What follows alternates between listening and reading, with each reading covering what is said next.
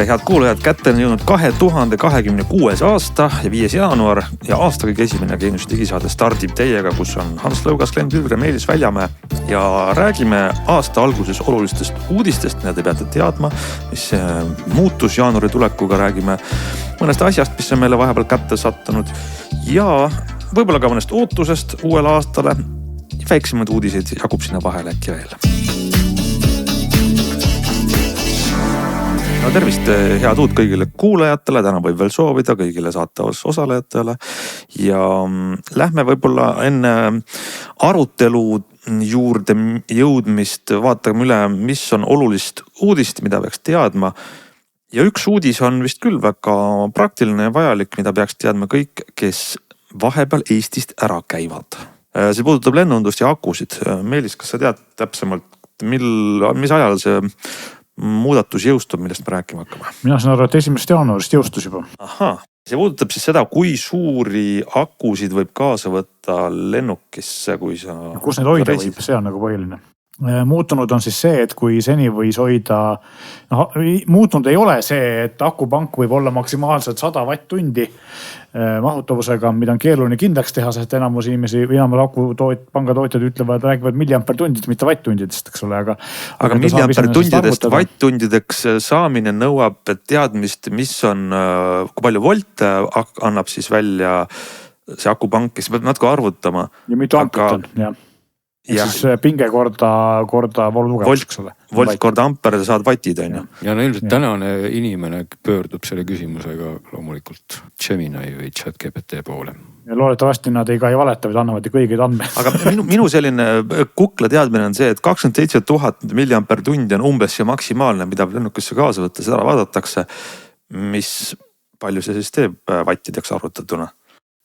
No kui sa nüüd ilmselt lähtud, et me räägime sellest litium-ioon aku sellisest ühe elemendi nimiväärtusest või nimipingest, mis on siis 3,7 volti.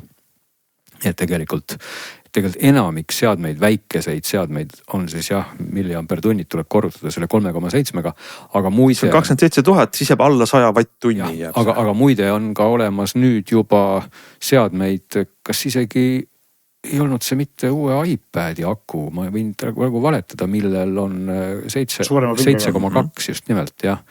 Ja kui sa loed sealt tagant nüüd neid milliampertunde, siis 3,7-ga korrutamine võib sind jätta lennukist maha. Et iseenesest see probleem on olnud ka varem, sest tegelikult millest me räägime on siis see, et kui see 100 vatt-tunni piir nii akupankadele kui näiteks ülearvude akudele on olnud kogu aeg.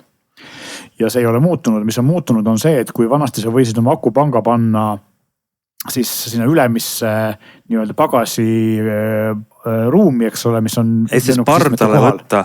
See kohver, mida võtad pardale sinna kreisite salongi ja paned tooli kohale üles riiulile. Seda mõtled.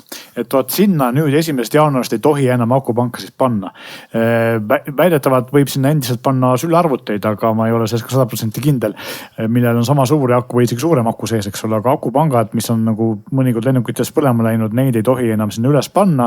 Ammu juba ei ole neid tohtinud panna siis äraantavasse pagasisse ja sa pead panema selle akupanga omale kas taskusse või hoidma seda käes või siis istme all olevasse kotti, aga mitte siis sinna istme kohal olevasse pagasiruumi käivasse kotti või kohvrisse. Huvitav, kui mul on selline moetoode nagu, mis eesti keeles on siuke mehekott, mis käib väikse rihmaga väike selline neljakandiline asi on mul ümber õla ja ma kannan selle akupanka, mis näeb küll väga ebastiilne välja, aga kas see on legaalne või? Ma arvan, et sinna võib see vabalt panna, pole ju probleemi. Kui sa ei pane seda mehe kotti sinna üles teiste kottide juurde, eks ole. Igaks ütlen kõigile kuulajatele, et ma ei kanna mehe kotti, igaks juhuks, et oleks selge. See mehe kott kõlab halvasti. Aga selleks on veel ebameeldivamaid nimesid on sellele. Ma ei tulnud paremat. No igatahes kogu selle seaduse mõte on ju pigem, ja isest mõte on asine. Mõte ongi selles, et kui see juhtumisi sinu aku või pank otsustab süttida sinust eemal, siis sa ei pääse selle ruttu ligi ja juba see ülemine sahtel läheb põlema ja siis põleb juba kogu lennuk, aga kui see sul hakkab kusagil taskus või kubeme vahel kuumenema, siis sa tegelikult tunned seda kohe, et eks seal on nagu väga mõistlik põhjendus on sellel olemas, miks see nüüd nii on, aga tõesti ja mulle natuke ka segades, kui mul on nüüd tahvlis või arvutis ikkagi oluliselt suurem aku ja kas kas või kuidas ma nüüd pean sellega seal opereerima. Pead hoidma käes või taskus. Teine asi, mis mind nagu ka võib-olla me küsimus lennujaama ametnikelt järgi, aga tegelikult on siin viimastel aastatel on olnud Euroopas võib-olla vähem, aga ma tean, et Ameerikas on väga populaarsed sellised idufirmad, kes teevad siis nii-öelda nutikaid kohvreid ja kotte, eks ole, kus on ka akupank kohati ja AirTag või muu siin asi on integreeritud siis sinna kohvri sisse ja kui vaat seal kohvris on integreeritud akupank, siis tõenäoliselt ei või sa ka seda enam lennukisse kaasa võtta. Enamasti on eemaldatavad, et sa pead välja võtma ta siis sealt, aga et selline müügiargument, et näed, mul on kohver, millel on integreeritud akupank ja ma saan seal mugavalt oma telefoni laadida, mis võib-olla minu jaoks ei ole nagu väga müügiargument, aga mõne jaoks on. Sest tõenäoliselt on suur, et sa ei tohi koos selle akuga neid kohvreid ka kasutada, eks ole. No tegelikult on isegi ju kohvrid, mis sõidavad sulle järgi ja paraku. Sellised vist ei ole kunagi rohkem kasutada või on või? Aga vaat see ongi üsna siuke isegi hägunemist vale öelda, aga see ongi täpselt see ala, kus üldse igasugused vidinad ja muud asjad, mis ju paratamatult elektrit tarbivad, lennukisse üldse ei sobi, rääkimata igasugustest liikuritest, et mina omal ajal ka täitsa siiralt kurvastasin, et ma ei saanud näiteks Berliini IFA-le lennates võtta kaasa oma mingit one wheel'i, et mul oleks väga meeldinud, ma oleks ju võtnud selle näppu ja läinud sellega lennukisse ja tulnud Berliinis välja ja sõitnud rõõmsalt edasi. Aga see ongi puhas selle jaoks on lahendus, Glen. 2 lahendust. Üks variant on see, et tellid omale spetsiaalse transpordi. Ja teine variant on see, et loobud lennukist ja teed ilusa roadtripi ja sõidad lihtsalt autoga Berliini. Võtad mõni päev aega, naudid Poola loodust, eks ole. Tõsi, ei see ja muidugi rääkimata one-wheelidest veel suurema akuga need liikurid. Ma ei saa tegelikult ühtki neist ju lennukiga transportida ja ausalt öeldes ega vist see spetsiaalne transport, siis vist mõistlikum on juba rentida omale Berliinis limusiin, et see rahaliselt vist kuigi mõistlik ettevõtmine ei ole. Nii et eks samamoodi me olemegi sellises kummalises olukorras, kus meil on kõik elektrit tarbivad vidinad taskutes ja võib-olla ka mujal ja me sõidame, aga me ei saagi neid naljalt ühest kohast teise viia, et droonid olid võib-olla esimene, mis ju sinna tänu just nendele aku mahutavustele nagu selle hammasratta vahele jäidki just selle sama 100 vatt-tunni pärast, sest et see piir on ikkagi selline, et me praegu räägime siin küll sellest, et nüüd pane taskusse, ära hoia enam seal üleval. Aga kui sul on ikkagi veel suuremad akud, juhtumisi veel suurem droon, siis oled sa ikkagi päris hädas ja peadki tegema mingid väga, väga erandlikke kokkuleppeid, kui need üldse on võimalik, sest et sa ei tohi sinna äraantavasse pagasisse juba ammu mingeid suuri akusid võtta ja nüüd siis läks veel rangemaks ka see salongi teema. Nii et ärge üllatuge, kui nüüd hakkate uuel aastal lendama kuhugi ja läheb kohmitsemiseks enne kui kõik istuvad maha, sest kõigil on vaja üles riiulile pandud kohvritest oma akupangad välja kuukida. Nii, lähme edasi. Võib-olla enne kui me räägime arutelu teemadel, mis on meile olulised, siis Meelis, sul oli siin pühade ajal midagi, mida sa kandsid, testisid, proovisid ja tahaksid jagada meie kogemusi ühest seadmest. Ja kasutasin ühte kell. Võttis ohkama vist. See oli seade nii raske või pühad olid rasked. No nii. Ma võtsin ohkama sellepärast, et mulle üldiselt on meeldinud OnePlusi seadmed alati päris palju ja mõnikord mõni on inimene öelnud, need meeldivad mulle liiga palju. Ja et kas OnePlus äkki maksab mulle, sest et meil on OnePlusi telefonid mitu korda võitnud ka aasta parima telefoni auhindu ja ka OnePlusi kellad on võitnud aasta parima Androidiga nutikella auhindu ja nii edasi.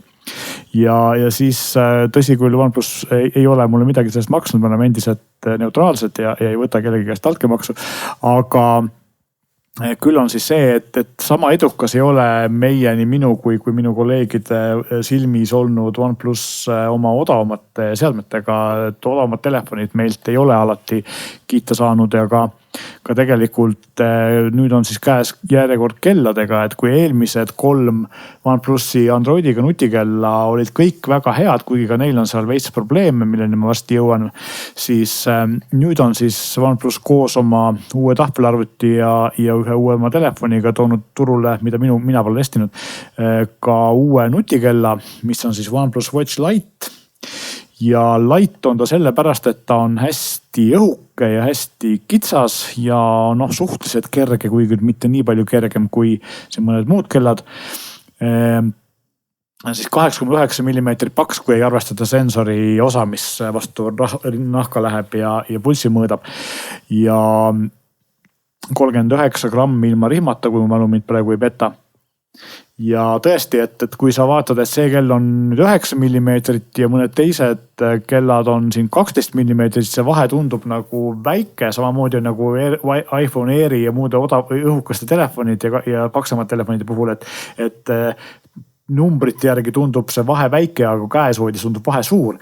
Ja selle kellega on sama lugu, et ta tundub tõesti käe peal või peale vaadates nagu kõvasti õhem, kui see 3 millimeetrine vahe võiks paberil tunduda, aga samas ta ei ole nagu oluliselt mugavam selle pärast ja ta ei ole ka nüüd, ta on kergem kui OnePlusi suuremad kellad, aga ta ei ole kergem kui mõni selline päris spordikell. Ja näeb nagu tavaline nutikella moodi välja, midagi erilist ei ole, meenutab võib-olla veidi teisi OnePlusi kellasid, aga seal on mõned agad. Esimene aga on siis see, et nagu karbist välja võttes jääb mulje, et tal on endiselt 2 nuppu. Üks on siis nii-öelda pööratav digitaalne kroon, mis tõepoolest, mida saab tõesti pöörata ja vajutada. Ja selle all on siis teine nupp ja mina proovides esimese hooga arvasin, et see kell on katki, sest et see nupp ei tööta. Ja siis tuli välja, et tegelikult ei olegi tegemist nupuga, vaid tegemist on nagu võltsnupuga, ehk siis ta näeb nupu võid välja, tegelikult nupp ei ole, et ta on elektrood, millele peale näppu pannes saab siis mõõta, teha elektrokardiogrammi, mis muideks praegu ei tööta, sest et kell ei ole veel Euroopa Liidus kardiogrammi jaoks sertifitseeritud, see vajab meditsiiniseadme sertifitseerimist, et see töö käib ja nii, et see nupp või see nüüd võltsnupp on praegu tegelikult kasutada, on lihtsalt nupu moodi metallitükk, mis on nagu jabur, et kui meil niigi on 2 nuppu, minu arust on kella jaoks liiga vähe ja nüüd on meil nagu 1 nupp, mis on fake nupp, eks ole, et sa arvad, et see nupp tegelikult ei ole. Et võtke siis üldse nupp ära. Ja teine probleem, mis sellel kellal on see, et tegemist on siis, mina ei nimetaks seda nutikellaks, sest et tegemist on minu arust nagu kella disainiga aktiivsusmonitoriga, ehk siis ei ole tal Wear OS-i ega ka ühtegi teist nagu sellist levinud tarkvaraplatvormi, vaid on OnePlusi enda siis Oxygen OS 7.1, mis on selline hästi lahja ja hästi lihtne operatsioonisüsteem. Kella sees on sama PES 2800 protsessor, mis on kallimate Wear OS-iga OnePlusi kellade sees kaasprotsessoriks või nii siis selleks, kuhu ta läheb säästurežiimis, et mitte akut kulutada. Ja see on sellele ei saa talle, eks ole, installida ühtegi äppi, tal need asjad, mis tal peal on, need asjad, mis tal peal on hästi lihtsad ja võib-olla sul ei olegi tegelikult rohkem vaja, et selle kohta võib vaielda või mitte vaielda, et või kui tahad endale lihtsalt kella, mis aega näiteks ja temperatuuri näiteks ja ma ei tea, teavitusi telefonist vastu võtaks, siis selle jaoks on ta nagu täitsa okei, eks ole. Aga endiselt ei ole tal spordirežiimid on ja see tervise mõõtmine on, aga need kõik on sellised täpselt samasugused kui vanematel OnePlusi kelladel, mis nagu Wear OS-iga tänu Google'i nutikusele on nagu üsna head nutikellad, aga nad pole kunagi olnud head spordikellad ja spordikella omadused on ka sellel kellal ikkagi kõvasti kehvemad, kui me sama raha eest saame Amazfitilt või Huaweilt näiteks, rääkimata Apple Watchist või Pixelist või Samsungi kellast, eks ole, või siis mõnest muust Garminist või muusest rääkimata, eks ole. Ehk siis kogu see spordirežiimide värk on sama, mis oli eelmisel aastal teistel OnePlusi kelladel, nad ei ole seda väga palju paremaks teinud, mingid asjad on seal muu juurde tulnud, aga tõsine spordisõber seda kella kasutama ei peaks. Ja võib-olla kõige suurem probleem selle kella juures on tegelikult hind, et kui ta maksaks nagu, ma ei tea, alla 100 euro, või natukene üle 100 euro, siis ta oleks nagu täitsa okei võib-olla isegi, aga kui ta on maksnud 180 eurot, siis sama raha eest ma saan osta endale Samsungi kella, ahku kestab kõvasti vähem, sellele OnePlusi kella kestab ahku siis välja lülitatud ekraani kuni 10 päeva, reaalselt ma sain kuskil nädala, sisse lülitatud ekraaniga 3-4 päeva. Ja ma ütleks, et näiteks Amazfiti või Huawei kellad, mis on kõvasti targemad ja paremate spordiomadustega päris nutikellad, nende ahku kestab sama kaua kui mitte kauem, eks ole, sama raha eest. Nii et selles mõttes, kui sa tahad endale ülikitsast kella, siis see võib-olla on nagu mõistlik asi, aga vaadates seda hinna ja omaduste suhteid, siis suhet mina seda väga nagu soovitada ei saaks, sest et kui ma ostaksin sama raha eest nüüd praeguseks üle aasta või paar aastat vana OnePlus Watch 2, mis on siis selle Androidiga nutikell, eks ole. Ja kui ma lülitaks selle kellal selle nutikuse välja, paneks ta nii-öelda sellesse energiasäästu režiimi, siis ma saaksin ikka parema kella kui sama raha eest, kui see uus kell. ainuke vahe on siis selles, uus kell on õhem, eks ole. Et ja natuke kergem, aga tegelikult ma saaks ka OnePlusilt endalt sama raha eest märgatavalt parema kella kui see uus kell ja rääkimata konkurentidest, eks ole. Nii et selles mõttes ma arvan, et OnePlus on siin teinud suure vea selle kella hinnastamisega. Teine asi on see, et kui odavate kelladel reeglina ei ole näiteks eriti sisemälu ja muid selliseid asju, selle kellel on 4 gigabaiti sisemälu, aga selle sisemäluga ei ole mitte midagi teha, sest muusikat sinna salvestada ei saa, kaarte sinna salvestada ei saa, äppe sinna laadida ei saa. Ehk siis miks see mälu on, keegi ei oska öelda. OnePlus esindaja ütles mulle küll, et jah, et me tegeleme sellega, et tulevikus saab sinna ka muusikat tõsta ja siis kuulata ilma telefonita. Aga praegu seda teha ei saa ja nad ise sellest üldse nagu kella infos või tootelehel ei räägi. Aga ometigi on seda mälu palju, kui me teame, et mälu läheb järjest kallimaks. See on üks asi, mis kella kallimaks teeb, eks ole. Miks seda vaja oli, ei oska öelda. Ühesõnaga, et huvitav kell, aga hind on lihtsalt nagu täiesti vale. Aga kui ma nüüd proovin asuda seda kella kaitsma natuke, siis tundub mulle kirjelduste järgi umbes selline, nagu olid omal ajal Huawei kellad, mis meile väga meeldisid. Huawei kellad on oluliselt targemad, nende akud kestavad rohkem. Loen nagu siit välja, et aku peaks kestma 10 päeva, kas see ei ole nii? On küll. On nii, 10 päeva on ju palju. Huawei Watch GT 6 kestab 21 päeva. No okei, aga alloo, tuleme nüüd siis Pixel Watchi. Ärme tule Apple Watchi maailma. Jah, aga sa saad Pixel Watchi ja Apple Watchiga saad päris nutikella. Tõsi. Mis on päris nutikell. Seda küll, ma tean, et me olemegi nüüd selle sama debatiga jõudnudki sinna täpselt nagu omal ajal ka Huawei puhul, eks ole, et Huawei oli ka selline suletud süsteem.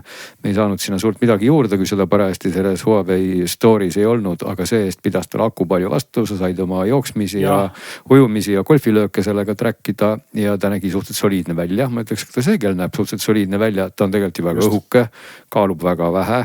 Nii et ta nagu loomulikult ta oli, suurim puudus ongi see, et tal ei ole Wear OS-i, et tal on, ma saan aru, mingisugune OnePlusi enda opsüsteem, eks ole. Tegelikult sa tõid päris hea võrdluse selles mõttes, et Huawei Watch GT 6 on küll veidi kallim. Watch GT 5 eelmise aasta mudel on umbes sama hinnaga ja tegelikult väga hea kell endiselt. Ja need asjad, mida sa võrdluseks tõid, ma julgeks öelda, et Huawei on tegelikult tehniliselt ikkagi täisväärtuslik nutikell, et tal on see Huawei enda pood, kus saad asju alla laadida. OnePlusil seda ei ole. Huawei on oluliselt parem spordikell, sest Huawei spordiomadused on väga head. Samuti on näiteks Amazfiti kellasid, mida ma siin parem olen kiitnud, ka nende spordiomadused on oluliselt paremad kui selle OnePlusil. Ehk siis selles mõttes on ta sama hinnaga, aga või isegi kallim kui näiteks Amazfit Watch Active 2, Amazfit Watch Active 2, mida ma siin olen kiitnud. Siis see kell maksab rohkem ja on oluliselt kehvem kell, nii et selles mõttes ta ei ole nutikas ja kui me räägime nüüd sellest, et tõesti Apple Watchi ja Samsungi kella ja Google'i kella aku kestab vähem, siis seal on ikkagi see, et see aku vähem kestvuse hinnaks või selleks plusspooleks on see, et sa saad nagu päriselt nutikella ja eriti Pixeli ja Apple Watchi puhul saad sa ka tegelikult ikkagi päris hea spordikella, aga sealt sa OnePlusi puhul sa ei saa kumbagi. Küsimus jah lõpuks taandubki sellele, mida keegi oma nutikellast tahab. Kui sa tahad nagu endale lihtsat kella, mis näiteks sulle aega ja näiteks sulle telefoni pealt tulevaid teavitusi, siis sa võid omale osta CMF Watch, mis iganes ta nimi on, mulle tule meelde praegu One Nothing oma, mis maksab mingi 70 €, eks ole. Amazfiti PIP 6 maksab ka 80 €, oluliselt mõistlikumad kellad mõlemad kõvasti odavama hinna eest. Okei, OnePlus näeb ilmselt natuke parem välja, aga küsimus ongi, et kas sa tahad õhukest disaini või õhukest kelle huvitavat disaini ja kas sa oled nõus sellest nii palju maksma, et mina ilmselt ei oleks. Kui ma tahaks nagu OnePlus, kui ma näiteks OnePlusi kella disaini, ma tahaks mul oleks ka OnePlusi kell või telefon võib-olla, mille juurde ma tahaks ökosüsteemi ehitada, siis ma ostaks lihtsalt selle OnePlusi mõne teise vanema nutikella, mis on oluliselt nutikam ja kui ma tahaks selle aku kauem peaks, siis ma lihtsalt lülitaks ta sellesse energiasäästu režiimi. Ehk siis selle kella hinna ja omaduste suhe ei ole paigas, see on nagu see point. No ma tooks paar head omadust veel välja, mis ma siit ekraanilt praegu vaatan, et tal on dual band GPS ja 3000 nitine ekraan on sellised. Kusjuures see 3000 dual band GPS on tänapäeval enamusel kelladel. Samuti 3000 nitine ekraan on tõesti hea ja parem kui nii mõnegi konkurendil, kuigi uuematel konkurentidel enamusel on ka 3000 nitine ekraan. OnePlusi puhul on muidugi see, ma küll ei tea, teised väga ei väida seda, kuidas nad seda ekraani eredust reguleerivad, aga OnePlusi sellel konkreetsel kellal töötab 3000 nitti ainult siis, kui on ere päiksevalgus ja ainult siis, kui sa paned aktiveeri spordirežiimi. Ehk siis, kui sa ostad lihtsalt kellana, lähed õue päikse kätte, siis ta 3000 nitti ei ole, eks ole. Nii et ainult spordirežiimis, et see on ka tegelikult nagu miinus. Ja üks pluss on siin veel muide, ma ei tea, selle sa võid ka kohe vastu vaielda, sest mul ei ole endal kogemust ka nende OnePlusi kallimate kelladega, aga kas kallimad kellad samuti ikkagi iPhone'iga toimivad, et siin rõhutatakse justkui, et see iPhone'iga toimimine on ka tore asi. Vot ongi, ei toimi ja siin on veel üks asi tegelikult, mis on selle kella üks omadus, millest ma pole veel rääkinud, sest see töötab nagu praegu veidi poolikult. Väidetav on tegemist maailma esimese või ühe esimestest kelladest kellaga, mis töötab korraga 2 telefoniga, ehk siis kas 2 Androidiga telefoniga või Androidi ja iOSiga telefoni. Kui sul juhuslikult on nagu iPhone ja Androidiga telefon korraga, saad mõlemast saata kella teavitusi, siis see töötab või teha kõnesid. Kas see vajalik on või mitte, seda ma ei oska öelda. Praegu hetkel veel küll iOSiga ei tööta siis see 2 telefoniga korraga kasutamine. Aga samas ikkagi iOSiga ta töötab, eks ole?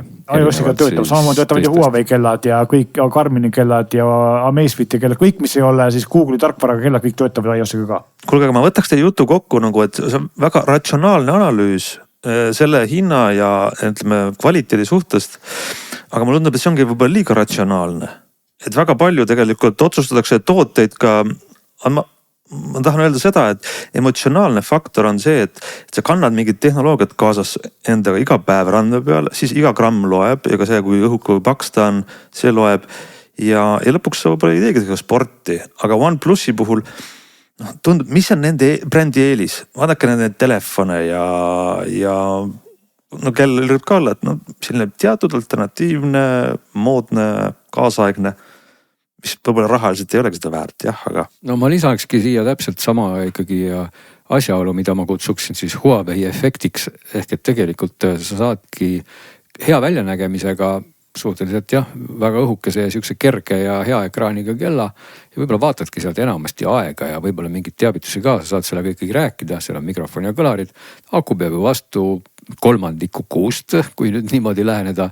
Ja see ongi võib-olla just see, mille pärast inimene läheb poodi ja selle kella ostab. Ta ei hakka üldse mõtlema selle peale, oi, et näed, see ei ole nüüd päris nutikell, et ta tegelikult võib-olla ei, see kriteerium ei olegi see, miks ta tahaks omal sellist suuremat pommi siis liialdatuna, millel on väiksem aku vastupidavus. Nii et mulle nagu tundub, et sihtgrupp on sellel ikkagi täitsa olemas. Ja võimalik jah, et just nendele siis, kes tahavad tõesti nagu eriti õhukest ja sellist stiilset kella, sest et tegelikult mulle meeldib Amazfiti Active Watch rohkem, aga tal on 2 kehvemat omadust, ta ekraan ei ole nii hered, on 2000 nitti, kuigi ega see OnePlusi kella seda 2000 nitti väga ei näe ja tegelikult see on piisav. Ja teiseks on siis OnePlusi ekraan on suurem, et Amazfiti kella ekraan on 1,3 tolli, selle on 1,5, eks ole. Aga Amazfiti kell on minu arust ilusam ja maksab märgatavalt vähem ja on päris nutikell ja päris spordikell. Aga see selleks on maitse asi, et tal on jah eeliseid. Ja minu arust ainuke unikaalne eelis on tegelikult see lubatav Androidi pluss iOSi tugi, aga muidugi neid inimesi, kes kasutavad pidevalt 2 telefoni ja vajavad mõlema pealt teavitusi kella, on võib-olla ikkagi see on väga niši omaduseks. See on väga nišš tundub tõesti, sest kui mul on 2 telefoni, siis üks neist on niimoodi ära suletud mingi tööandja telefon, kuhu ma ei saa ühendada oma isiklikku kella, nii et. Jah, et ma tean, on ju terve hunnik YouTubereid, kes kasutavad 2 telefoni, seepärast nad on YouTuberid, eks ole, peavad mõlemas ökosüsteemis kursis olema. Aga see on nagu YouTuberi probleem ja ka neil tõenäoliselt ei ole vaja tegelikult siis mõlemast telefonist saada omale teavitusi kogu aeg kella peale. Nii, ühesõnaga selline ülevaade siis, tahtsin juba öelda nothing, vabandust, suur viga, OnePlusi Watch Lite oli see. Nii, aasta alanud selliste uudistega, kas me tahame 2026. aastast veel midagi siin sissejuhatuseks öelda, enne kui me oma saate järgmise rubriigi juurde jõuame. Me tegime eelmise aasta viimase saate põhjaliku ülevaate sellest, mis oli, natuke rääkisime sellest, mis tuleb. Aga Glenn, ma tean, sa tunned, et me võiksime teha ka ettevaate või prognoosi või ootuse veel kord lühidalt.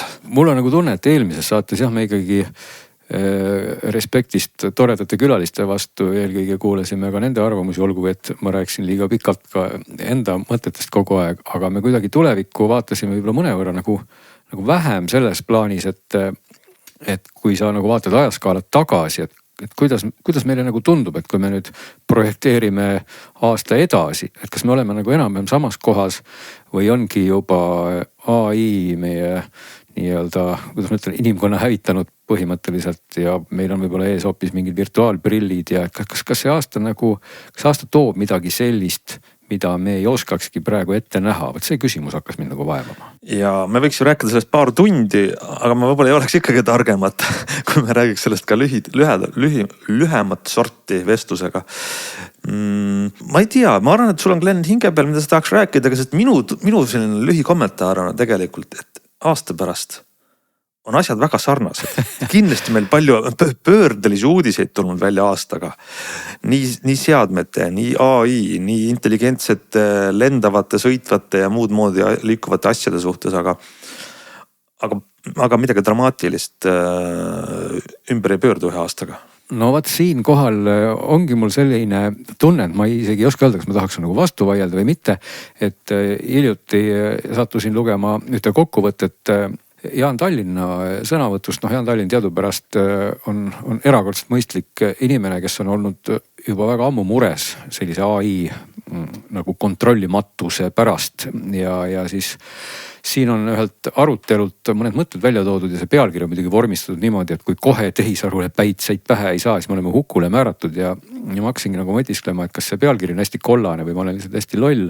Et kas tõesti siis, et kas see aasta nüüd toob midagi nii väga-väga muud, sest kui ma mõtlen aasta tagasi, me justkui olime umbes sama koha peal peaaegu nende igasuguste mudelite ja asjadega, aga tõepoolest selle aasta lõpp on ju need agendid nagu toonud ja eelmises saates samamoodi Andres Kostivi oli meil külalisena ja mainis just seda agentide poolt, et võib-olla tõesti nüüd aasta pärast siis kusagil juba möllavadki need agendid ja teevad meie eest ülekanded ja mida iganes, aga see pani mind ka mõtlema, see pealkirja rõhuasetus tegelikult niimoodi, et see nagu viis tähelepanu sinna, et kuidagi, et see AI on midagi sellist, kes päriselt nii-öelda tuleb jutumärkides püssiga tänaval, et pigem on see AI just midagi sellist, mis võib nüüd meie arvutivõrkudes ja kusagil süsteemides niimoodi möllata, et kui meie enam sinna kätt nagu vahele ei saa õigel hetkel, siis võib lihtsalt mingisugune teenus või mingisugune olukord pöördeliselt halvaks muutuda lihtsustatult öeldes, et see on võib-olla see olukord, kus siis tõesti see aasta äkki toob midagi sellist, mille pärast peab olema ettevaatlik, sest et ega iseenesest me oleme nagu kuidagi inimkonnana üldse ju sellises, no meie majandusmudel eeldab kogu aeg nagu kasvu, aga me oleme seda kasvu kogu aeg, me peame seda kasvu ise nagu kontrollima. Ehk et see olukord on selline, et kui midagi kasvab, siis meil on halvasti, meil peab kogu aeg majandus kasvama, siis on meil hästi. Aga kui meil majandus nagu liiga palju kasvab, no siis ei ole ka enam nagu hästi, siis me räägime mingitest mullidest ja millest iganes, siis on ka nagu pahasti. Aga see AI on just nagu sellise ohtliku koha peal, et see AI võib meie majandusmudelit väga ootamatult väga palju võimendada. Ehk et kui meil nagu kaob piltlikult öeldes kontroll korraks ära, siis me anname talle nagu ülesandeks, et meil on selline majandusmudel, AI on õppinud kogu meie interneti baasil ära, et inimkonna tsivilisatsioon põhineb kasvul. Ja siis loomulikult kõik algoritmid ja agendid maksimeerivad kasvu, kui poliitikute termineid kasutada. Ehk et kasv maksimeerub vertikaalselt suurustes, mida me ei oska ette kujutada. Vaat sellised keerulised mõtted mulle tekkisid, kui ma seda lugu tegelikult lugesin, et see nagu rõhuasetus oli natuke nagu kollane sealt, et see tekitas nagu sellise äraspidise mulje, et mingi robotite armee tuleb mulle ust maha jooksma, aga tegelikult võib-olla lihtsalt me saeme natuke selle kasvu ootusega sedasama oksa, mille peal me ise üritame kogu aeg kasvada, optimeerides seda AI-d, selle sama mudeliga, mida me tegelikult ise tegime seni väga aeglaselt. Mina arvan, et seal võib see olla, et mina lugesin, et Jaan Tallinna intervjuust ka välja selle ja ta ei ole ainus, kes on seda öelnud, et me ei näe ohtu tulemas või siis ühesõnaga see on nagu see singularity moment, et me ei tea tegelikult, mis juhtub, kui tehisaru saab nagu tohutult targaks ja see ei pruugi tulla täna, see ei pruugi tulla aasta pärast, see ei pruugi tulla 100 aasta pärast, aga see võib tulla tegelikult homme nii, et me sellest ise aru, eks ole. Et selles mõttes ja kui see juhtub, siis me tegelikult ei tea, kas ülitark tehisintellekt hakkab meid pidama koduloomadeks või ta mõtleb, et me oleme tegelikult väga kahjulikud siin maailmale ja kavatseme ta ära hävitada, eks ole, et me tegelikult ei tea, mis see tulemus on ja see on ennustamatu ja see on tegelikult see probleem. See haakubki selle sama mõttearendusega, et inimene ongi teatud faasis sellele kasvule väga suur pidur, ehk et seesama meie mudel kogu aeg, kus on inimfaktor sees, võib ai arvates jutumärkides olla väga suur pidur kasvule. Aga teistpidi seesama ai, millest me täna ikkagi räägime, see baseerub ikkagi sellel samal arhitektuuril. Eelmises saates me rääkisime sellest pikemalt, see on ikkagi see keelemudelite arhitektuur. Aga agentidele on antud lihtsalt võime oma sisendit peegeldada ja taas kasutada. Ehk et tegelikult me ei ole leiutanud praegu midagi uut. Ma tahan öelda seda, et see, milline on, ütleme, eksistentsiaalne risk sellise ülimõistuse loomisel on hästi kriitiline inimkonnale, aga raske on meil 5. jaanuaril võtta midagi sellist siit, mida me 6. jaanuaril peaks teistmoodi tegema. Minu arvates. Aga teine risk, mis on AI valdkonnas, on see 2026 aastal. Ma tahan öelda see, et on nagu praktiline risk, mis meie kõigi rahakotte mõjutab, on see, et mis toimub aktsiaturgudel, mis on hoopis teistsugune risk. Ja seal on mitu trendi. Number 1 on see, et väga palju firmasid on investeerinud, nagu üks firma investeerib teise ja siis teine ostab esimeselt jälle need AI kiipe, mis seostub sellega Nvidiaga. Siis on see, et väga paljud firmad ütlevad, et produktiivsus tõuseb on ju 10-kordseks, me investeerime AI-sse, aga tegelikult võib see nagu olla üleinvesteerimine ja ootused kukuvad. Ja siis on see, et ma ei tea, et eelmise aasta kiibid ei pruugi järgmise aasta mudelite jaoks enam olla sobilikud ja siis jällegi on suur hulk raha huugama läinud ja juhtub nagu Gert Ämmapetsil, et 800 miljonit oli ja enam nagu ei ole, on ju. Ma näen, et see on see praktiline risk, mis võib-olla sel aastal on kõige nagu selline meid kuulajaid ja meid siin, et olijaid mõjutav, et kui aktsiaturul see AI selline hoog saab järsku otsa, vahepaus, nagu ikka on aktsiaturul, nagu sa ütlesid, Glenn, et asjad käivad mullides, siis see võib meie elu mõjutada. Igatahes, et see haakubki ka sama mõttega, mida ma ka proovisin ebamääraselt sõnastada, et tegelikult AI möllabki nendes kohtades, mis mõjutavadki meid siis otsesemalt või kaudsemalt just läbi nende süsteemide ja aktsiaturud ja kahtlemata maailma majandust ja selles mõttes mõjutavadki väga otseselt. Ja kui me täna vaatame, palju me kulutame siis raha AI-le ja palju me kulutame ka raha investeerimaks ettevõtetesse, kes arendavad AI-d, OpenAI on väga hea näide siin.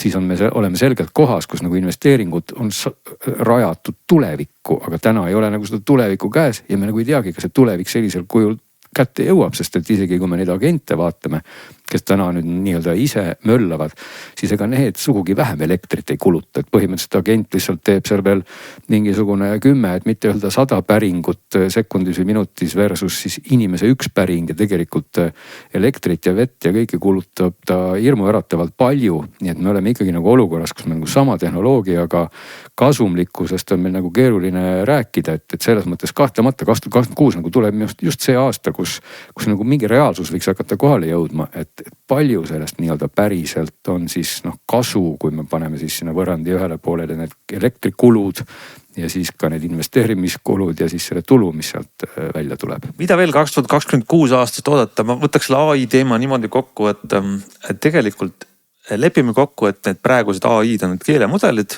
mis on hirmus targad ja me juba näeme, et nad on palju praktilisemad kui otsingumootor, kui Google, kus tahad mingi teema kohta õppida.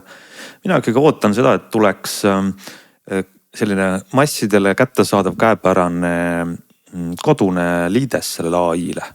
Et jah, Google Home'il on juba tasul. Kas see ei ole sinu telefon äkki? Ei ole, see ei ole see. Ma mõtlen seda, et Google Home'ile saab vist Ameerikas saab raha eest osta teenuse, aga et saaks igaüks 5. eluaastast 95. eluaastani, saad selle purgi oma lauale panna ja talt nõu küsida, et kõigi oma elus olevate küsimuste puhul, mis viiks meid sellest tekstipõhisest Google'i liidesest edasi tavalise häälliideseni.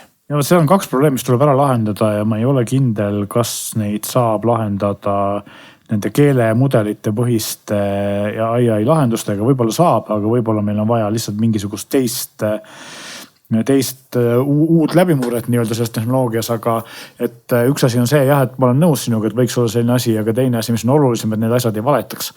Ehk siis see hallutsatsioonid on ikkagi probleem, et me näeme seda, me rääksime siin mõni saade tagasi vist sellest nutikodu probleemist, kus nii Alexa Plus kui Google Home ei suuda isegi nii-öelda 9 korrast 7 ta paneb sul toas tule põlema ja 2 korral 9, eks ole, ta ei tee seda. Ehk siis, et need asjad ei ole nagu nii töökindlad, kui olid sellised vanemad ja rumalamad lahendused, eks ole. Ja kui see probleem ära lahendada. No aga ütleme, ma küsin vastu, kui sa otsid Google'ilt mingi teema kohta infot, kas sa oled 100% usud kõiki otsingu tulemusi? Ma usun seda, et Google annab mulle need tulemused, mis on, allikas on õige, ehk siis kui ta eksib, siis eksib see allikas, eks kui mina kirjutan mingisuguse asja, kus ma eksin mingi faktiga, siis mina eksisin, Google ei eksinud, eks ole, ja praegu on ju see, et Google eksib. Aga minu arust on viimastel aastatel on Google läinud kohutavaks, kus otsid mingi praktilise teema kohta infot ja siis on tuleb see nagu SEO genereeritud veebisait, mis on lihtsalt puhtalt üles ehitatud selleks, et ma sinna klikiks ja tegelikult on see sait rämpsu täis ja see Google. Ja see on ka tegelikult üks probleem, mida meil ilmselt saab olema veel rohkem, sest täna oli just võttis sõna siis Instagrami juht, kes väitis seda, et tegelikult nagu Instagrami ja selliste uudisvood on surnud nii-öelda, kuna need on AI tehtud asju täis ja mitte ükski tavaline inimene ei taha enam postitada ja et tuleb leida midagi uut, nii et see on võib-olla, et võib-olla tuleks nagu hakata vastupidi, mitte siis tagima asju, mis on AI-ga tehtud, või hakata tagima kuidagi spetsiaalseid asju, mis on nagu päris inimeste poolt tehtud. See on nagu vabapidamisel Kanada, et sul on nagu ehedalt ise loodud sisu, nagu tekst või pilt. Ja samas ma näen ka seda ohtu, mis on ju täiesti reaalne, et kui meil täna, me teeme nii-öelda ühe päringu ja juba me peame kontrollima, kas selle vastus on ikkagi tõene ja kas mul läks põlema õiges toas õige tuli. Aga kui meil juba möllab selline agent, mis oma sisendi peal teeb uue päringu ja nii edasi, siis kui ta teeb, ma ei tea, teises astmes juba eeldab, et mul on toas 4 tuld ja siis 10. astmes juba jõuab ta võib-olla hoopis mingisuguse maja ära põletamiseni, mida tegelikult ei ole olemas või vastupidi, ehk et vead ju võimenduvad. Ehk et kui see tänane üks päring annab ühe vea ja see on selle ahela alguses, mida agent parajasti täidab.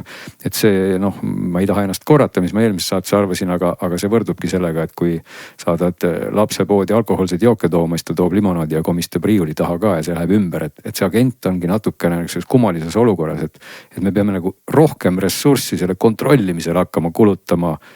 Kui tulemus on väärt, et selle kohta on Eestis ka üks tore vanasõna, et saada S-tähega asi asjale ja karga ise kannule. Et see oht kimbutab neid keelemudeli või GPT baasil tehtud agente ka, aga et mitte nüüd tõesti võib-olla jääda kinni taaskord AI võrku, et kas on ka mingeid vidinaid, mille kohta me tahame midagi arvata, et ma natuke vaatasin minevikku ja tulevikku ja mida võiks tuua järgmine aasta. Kas meil on midagi huvitavamat, küll jälle üks kell ja jälle üks telefon? See ei ole võib-olla vidin, aga selles mõttes otseselt nagu vidin, aga otseselt või mõnes mõttes ka AI-ga või mitte mõnes mõttes otseselt AI-ga seostuv, aga samas ka vidine maailmas ka seostuv, et ma ikkagi näen seda, et tõenäosus on üsna suur, et see praegune AI andmekeskuste mull, mis tekitab meeletuid elektrihinnatõuse ja mäluhinnatõuse ja muidu meie elu nagu halvemaks teeb. Et see nagu ikkagi kukub kokku, sest et saadaks aru, et neid LLM-idele nii-öelda selle probleemi, millest me just rääkisime, selle lahendamisele nii-öelda kirvemeetodil, ehk siis järjest suuremate koguste andmekeskuste ehitamisega jõuame kuskile, vaid on vaja mingit uut ja ressursi vähem ressursse võtma, aga samas nutikama lahendusega, et ma arvan, et me näeme ikkagi seda sellist AI buumi või riistvara buumi kokkukukkumist, mis toob meile võib-olla nagu paremad hinnad tagasi. See on hea teema küll ja mina olen ka nagu pessimist selle ennustuse suhtes, ehk siis ma arvan, et ei kuku kokku, see läheb hullemaks veel, aga. Kas sa mõtled kokkukukkumise all nagu sellist pauku, et stiilis, ma ei tea, Nvidia väärtus kahaneb 10 korda või pigem ta ikkagi vaikselt tõuseb ja vaikselt me näeme võib-olla sellist õhu välja sisisemist, mitte nüüd pauguga mingi asja kukkumist? No ütleme jah niimoodi, et Nvidia väärtus võib-olla kokku 10 korda, aga kukkum näiteks 2 korda oleks täiesti realistlik. Mina sellega muidu ei nõustuks. See on nüüd prognoos, me võime kohe tehagi sellise prognoosi. Mina arvan, et pigem ta ikkagi natuke veel tõuseb järgmise aasta vaatest. Kuulge, aga ma tulen tagasi, Glenn, sinu küsimuse juurde. Peale AI ja peale aktsiate, kas te ootate sellest aastast ka midagi või ootate mitte tulemist? No ma sihtisin küsimuse sellise kavala konksuga, et kas on midagi muud huvitavat, et kui me vaatame nagu aasta lõikes tagasi, võib-olla isegi paari aasta lõikes, mulle meenub siin Apple Vision Pro, mis just väga hästi ei ole massidest läinud, aga ei pidanudki ilmselt ka minema. Et kas nagu see pool tuleb jõulisemalt, et meil on nüüd äkki mingid ägedamad prillid, ma tean, et hiinlased teevad mingeid prille või kas me üldse tahame, kas meil tuleb äkki voltitav telefon lõpuks Apple'ilt.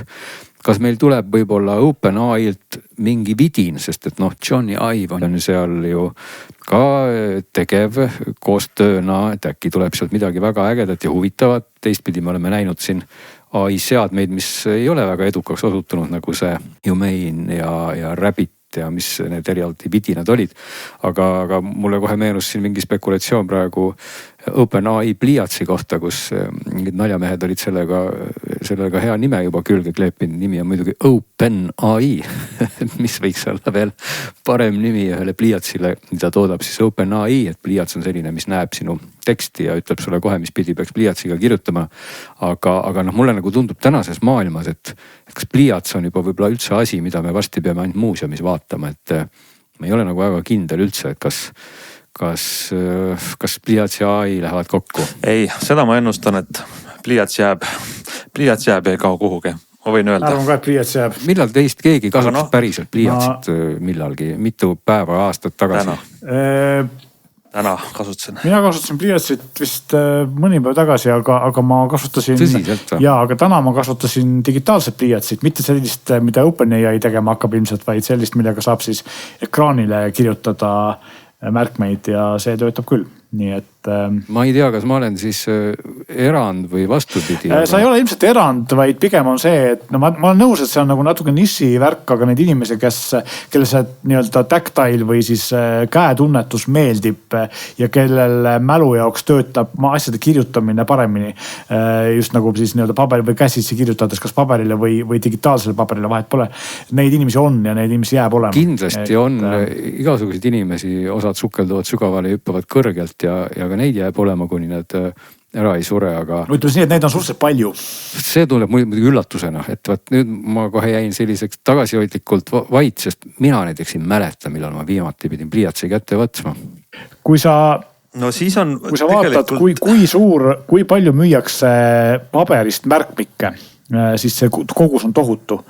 Ja kui sa vaatad, kui edukas on näiteks ka siin meie testis olnud ja minult negatiivse hinnangu saanud Remarkable'i digimärkmik, eks ole, siis ka see kogus on oluliselt suurem, kui ma arvaks, et selline asi müüa võiks. Nii et sellist nii füüsilise kui virtuaalse pliiatsi kasutajaid on ikkagi rohkem, kui sa Glen arvad. Miks ma selle koha pealt olen väga pessimistlik ja tahan metsikult praegu vastu vaielda, on see, et tegelikult käsitsi kirjutamine on vähemalt tavalise inimese jaoks üks meeletult aeglane ja konarlik ja ebatuvastatav viis info sisestamiseks. Kui sa kirjutad klaviatuuril, kirjutad sa palju kiiremini. Kui sa räägid, kirjutad sa ka palju kiiremini kui keskmine inimene. Ja lõpuks see käekiri, mida sa ka kirjutad, me näeme täna siis vaeva, et seda kuidagi digiteerida ja siis sellest aru saada ja see kõik on selline. Aga kuulge, ma toon teid reaalsusse tagasi. Eestis on praegu, käib koolides kuskil, ma ei tea, 150-200 000 õpilast, kes kirjutavad käsitsi matemaatikast inglise keeleni. Ja me võime siin arvata, et pliiats kaob ära aasta lõpuks, aga seda ei juhtu. Nii et võib-olla. Aasta lõpuks kindlasti mitte. Kui ära kaob, seda kaob ära, ma ei tea, 50 aasta pärast, aga mitte aasta lõpuks. Aga lähme võib-olla mingit eluliste. See on nüüd väga eluline punkt, et see hakkas mind kohe praegu irriteerima, sest ma hakkan tõesti mõtlema, et kui ma käiksin täna koolis ja oleksin sunnitud kirjutama käsitsi kirjandit, et tegelikult oma edaspidises elus, mis võib-olla mõnele kestab peaaegu 100 aastat, eks ole, ma enam kunagi käsitsi kirjandit ei kirjuta.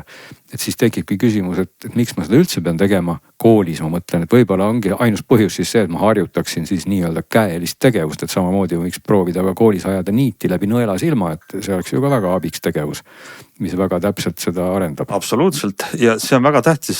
Ja see arendabki ja ka peast arvutamine on tegelikult arendav tegevus, kuigi sul on kalkulaatorid olemas ja arvutid, eks ole, aga tegelikult me võime ka mõelda selle peale, et kui peaks juhtuma midagi, ma ei tea, meil ei ole ühel hetkel kas mitu päeva elektrit või mingid muud asjad, siis. Värskendame mälu, meil oli veega probleeme üldse mitte väga ammu. Just. See ongi võib-olla probleem, kui me aasta lõpuks jõuame sinna, et me peame normaalseks, et me ei kasuta pliiatsit, me pole kunagi näinud niiti nõela, me ei tea palju on näiteks, ma ei tea, ruutjuur 36 ja sellised baasomadused kaovad ära, siis me tegelikult muutume ühiskonnana täiesti sõltuvaks. Ma ütleksin niimoodi, me muutume mingit pilveteenusest sõltuvaks, mis tuleb piiri tagant kuskilt mujalt.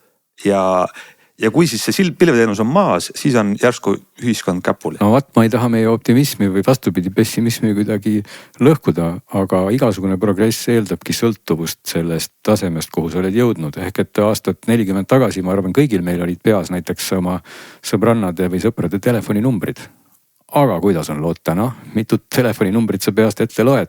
Ja no nii, et... see on tõsi ja ma arvan ka, et see on probleem. See on võib-olla siuke näide, et võtta, kui mul on olemas telefon, siis on seal ka numbrid olemas. Ja kui mul telefoni ei saa kasutada, siis pole mul ka numbrist. No aga kui sa kaotad ära näiteks juhtumisi oma telefoni, sul on kriisiolukord, sa siis võtad tänavalt mõnelt inimeselt telefoni, et helistada kellelegi, mis siis saab? Siis tuleks ikkagi, peaks mõnda numbrit teadma peale 112. No, näed.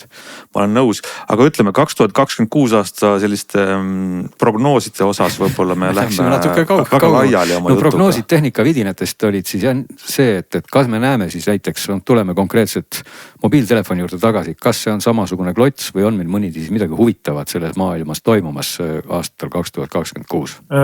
Ma arvan, et see on samasugune klots, mis võib juhtuda selle klotsi maailmas on see, et kaks asja, mis võib juhtuda.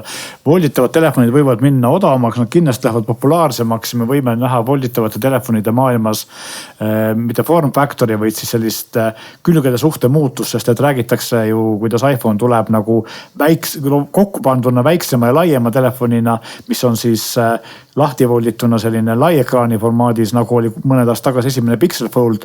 Ja kuna Samsung teeb iPhone'il ekraane, siis ka kuulutud räägivad, et ka Samsung teeb väga sarnase ekraaniga telefoni, kui nagu iPhone tuleb.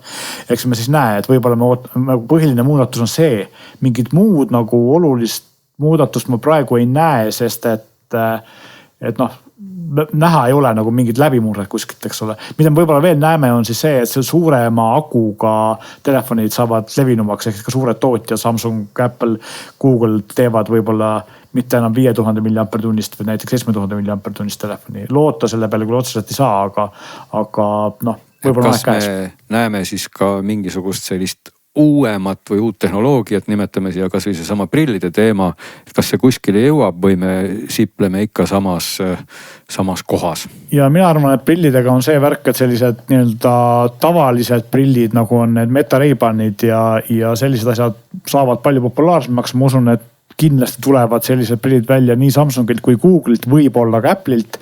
Me ei oska öelda, kas Apple veel teeb, me teame, et nad tegelevad selle arendamisega, kas nad selle aastal turul toovad või mitte, ei oska öelda. Ja samas ja vastupidi, ma näen, et selliste klassikaliste VR-prillide nagu Vision Pro või muude konkurentide Meta Oculus'e populaarsus võib-olla pigem kahaneb ja need jäävad pigem sellisteks ma ütlen, mängimiseks või mitte nagu muude rakenduste jaoks. Täpselt sinna ma natuke sihtisin ka selle küsimusega, et mulle tundub, et siin on kohal turul või kuskil asjades, tehnoloogiates ongi selline natuke nišš, mida ju võiks täita, et kui Hans sa mainisid, et noh, sul kodus võiks olla see kõlar, millega sa saad niisama rääkida. Et tegelikult prillid kui selline oleks üks väga äge aksessuaar, millega võikski saada niimoodi rääkida, et praegu neid nutiprille kui selliseid ongi nagu, neid praktiliselt ju nagu ei olegi. Ehk et kui sa oled juhtumisi prillikandja, mõtle kui äge sul olekski see, et sa saad kõiki neid asju oma tulesid lülitada või nõu küsida või mida iganes, kas või teksti vaadata just nimelt prillidega, sest prillid on ju ikkagi ju näo ees ja näevad põhimõtteliselt sama asja. Jah, kui sa oled prillikandja, sa näed ju sama asja, või prillid näevad sama asja, mida sina vaatad.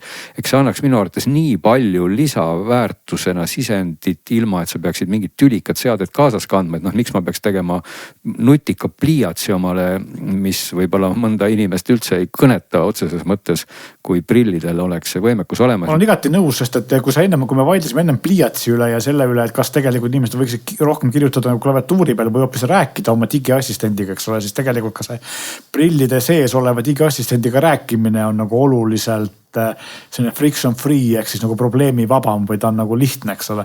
Aga natukene võib-olla kõrvale minnes samas teemas jätkates, aga minu arust mina näiteks valisin oma eelmise aasta, kui ma tegin digiajakirja nagu nii-öelda parimate toodete toppi, siis üks toode nendest oli siis Meta prillid, aga mitte Ray-Bani prillid, vaid Oakley prillid, mis on need nii-öelda sportliku disainiga nutiprillid, sest nemad mitte ei ole siis nagu, kuidas ma ütlen siin, mitte nagu uuenduslikud AI prillid, vaid nad on uuenduslikud nuti mis action kaamera selles mõttes, et kui sul on nagu muidu sa pead panema kiivri külge või kuskil omale rinna peale selle GoPro või DJI või muu asja, siis seal on nagu kaamera on prillide sees, mis üsna kvaliteetselt salvestab, minu arust nagu täiesti uus maailm nii-öelda sinu suusa või jooksu asjade salvestamiseks, eks ole, et okei, privaatsusprobleem on ja see ka, et see AI on seal Meta oma, mitte Apple'i või Google'i oma, eks ole, või kellegi muu sellise vähem privaatsust rikkuva firma oma, aga ma arvan, et see trend võib saada ka tegelikult nagu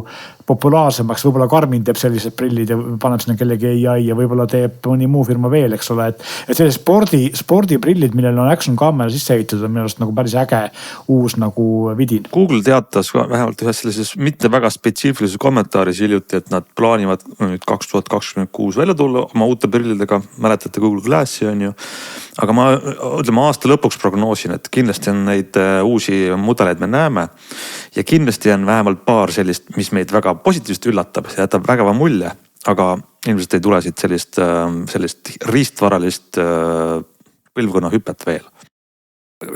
Tahtsin jõudagi sinnani, et mulle väga meeldiks, kui tuleks midagi sellist, et aasta pärast oleks meil sellised prillid, mis ei maksaks väga palju, millel oleks võib-olla kaamera, millel oleks ka sihuke AI võimekus ja mida saaks tavaline inimene omale osta, panna sinna sisse isegi siis pluss või miinus klaase. aga ma kardan, et see kuidagi reaalsuseks ei muutu millegi pärast, olgugi, et mulle meeldiks, et oleks midagi sellist aasta pärast olemas. Võib-olla jääme selle juurde, et mida täpsemalt me ennustame, seda rohkem me eksime, on tavaliselt ennustamise kuldreegel. Saateaeg on nii kaugel, et me võiksime nüüd jätta järgmised arutelud järgmisesse saatesse. Tuletan meelde, et see oli 2026. aasta esimene Geeniuse digisaade, mida te kuulasite. Tõmbame tänase saate otsad kokku, kuulate meist jälle järgmisel nädalal, kui läheme eetrisse järgmise saatega. Meil on palju vastukaja, meil on vastukaja kirju menetleda teilt, head kuulajad, eelmisele aasta kokkuvõtvale saatele. Meil on rääkida sel nädalal algavast suurest tehnikamessist Ameerikas ja palju muid teemasid.